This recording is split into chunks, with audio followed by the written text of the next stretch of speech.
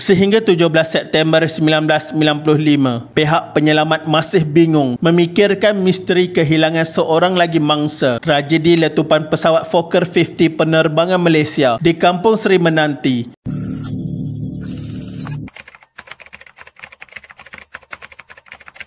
Suasana di lapangan terbang Tawau, Sabah kecoh pada tengah hari Jumaat 15 September 1995.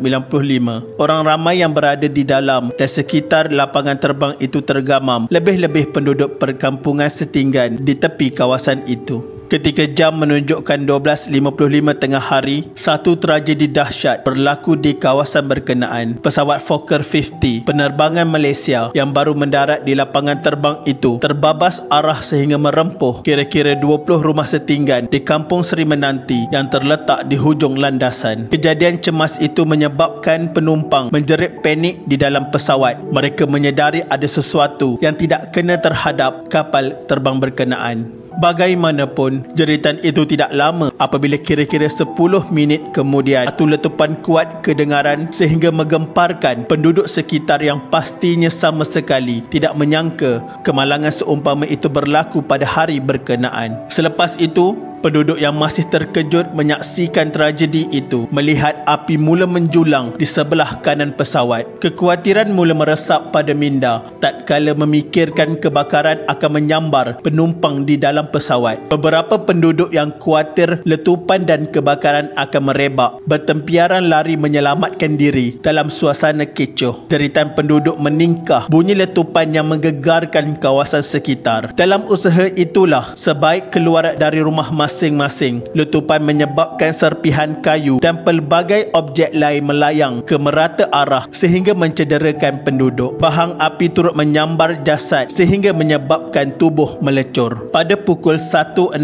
petang, bomba menerima panggilan mengenai kejadian itu. Bersama 3 jentera dan 26 anggota, mereka bergegas ke tempat kejadian dan tiba di lokasi kemalangan 4 minit kemudian. Dibantu 4 jentera bomba lapangan terbang, usaha memadam kebakaran yang semakin merebak membaluti pesawat selain gerakan menyelamatkan mangsa segera dilakukan. Mayat pertama dikeluarkan daripada bangkai pesawat pada jam 2.50 petang. Rempuhan pesawat terhadap 20 rumah setinggan menyebabkan sekurang-kurangnya 10 penduduk kampung itu cedera dan dikejarkan ke Hospital Tawau. Pesawat yang terhempas itu berlepas dari lapangan terbang antarabangsa Kota Kinabalu kira-kira jam 11.50 pagi dan dijadualkan tiba di lapangan terbang Tawau pada jam 12.45 tengah hari. Fokker 50 mendarat di landasan 35 lapangan terbang Tawau dan terbabas kira-kira 500 meter sebelum merempuh kawasan setinggan. Selepas 4 jam berusaha, barulah bomba dapat mengawal api dan kebakaran pesawat itu memadam sepenuhnya kebakaran pada jam 5.30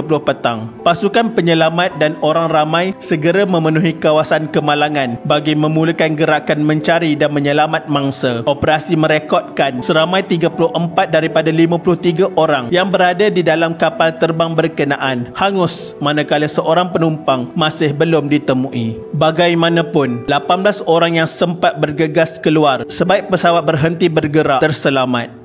Penumpang yang terselamat menceritakan yang mereka mula menyedari kemalangan akan berlaku beberapa saat selepas pesawat mencecah bahagian tengah landasan. Ini disebabkan sebaik mendarat, pesawat terus terbabas dan meluncur melampau jarak pendaratan kerana landasan pendek. Bahagian depan kapal terbang itu melambung beberapa kali ketika juruterbang dipercayai cuba menghentikannya. Bagaimanapun, pesawat terus meluncur sehingga ke pagar kawasan landasan sebelum merempuh rumah setinggan di kampung berkenaan. Sebaik pesawat berhenti bergerak, mereka melihat api muncul di bahagian depan dan sebelah kanan pesawat sehingga ramai penumpang mula panik, menjerit dan menangis. Beberapa penumpang yang berada di barisan belakang dan berhampiran pintu kecemasan segera membuka pintu itu dan bergegas keluar daripada pesawat kerana khawatir keadaan lebih bahaya akan berlaku. Kira-kira 10 minit selepas mereka keluar, pesawat itu meletup. Pada pagi 16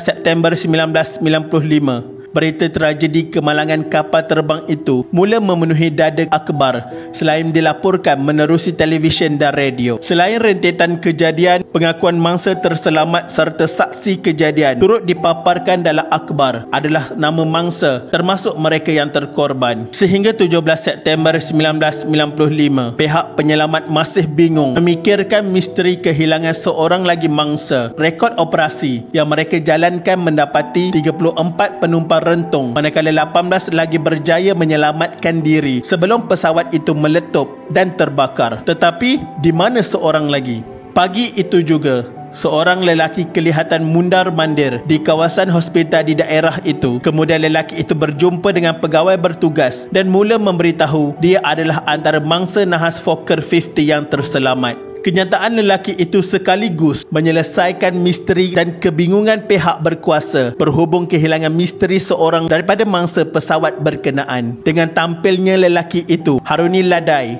ia mengesahkan hanya 34 penumpang sahaja terkorban dalam tragedi itu. Menceritakan misteri kehilangannya, Haruni dilaporkan berkata, sebaik berjaya keluar daripada pesawat yang terbabas, dia terus menahan teksi dan segera pulang ke rumah di kampung Tanjung Batu Darat, kira-kira 5 km dari lokasi kejadian. Beliau turut balik kerana begitu terkejut dan ingin segera bersama keluarganya selepas menganggap dirinya baru sahaja terlepas dari maut.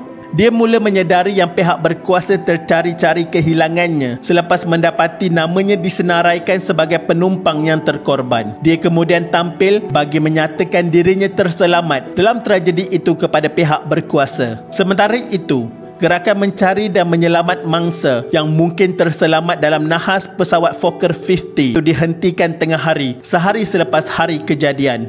Pasukan mencari dan menyelamat menghentikan gerakan 24 jam selepas mendapati tiada mangsa terbaru ditemui di tempat kejadian. Seterusnya, perhatian ditumpukan kepada usaha mengenal pasti identiti semua mangsa yang hangus terkorban. Sepasukan ahli patologi, forensik dan pakar pergigian tiba pada tengah hari kedua kejadian untuk membantu polis mengenal pasti mayat menerusi rekod pergigian dan pelbagai tanda lain. Bedah siasat kemudian mendapati hampir kesemua mangsa yang dikenal pasti terbunuh akibat terhidup asap tebal dan melecur serius. Semua yang terbunuh adalah penumpang, juruterbang dan anak kapal. Pada 17 September, 4 pakar daripada Fokker Aircraft Company Belanda tiba untuk membantu siasatan nahas manakala kotak hitam pesawat itu dihantar ke London untuk dianalisis. Majlis Perbandaran Tawau kemudian mengesahkan 53 rumah musnah dalam nahas itu membabitkan 62 keluarga. Akhirnya, pada 20 Mei 1998, iaitu selepas hampir 3 tahun, hasil siasatan mengenai punca tragedi kemalangan itu diumumkan kepada orang ramai. Siasatan mendapati nahas itu berpunca daripada kesilapan manusia manakala pesawat Fokker 50 dalam keadaan baik dan bukan antara penyebab nahas. Sebaliknya, kesilapan juruterbang dan kegagalan pembantunya memberi amaran selepas menyedari penerbangan mereka tidak mengikut prosedur. Dikenal pasti sebagai punca utama nahas Fokker 50 MAS. Nahas kapal terbang yang dahsyat dalam sejarah penerbangan Malaysia ini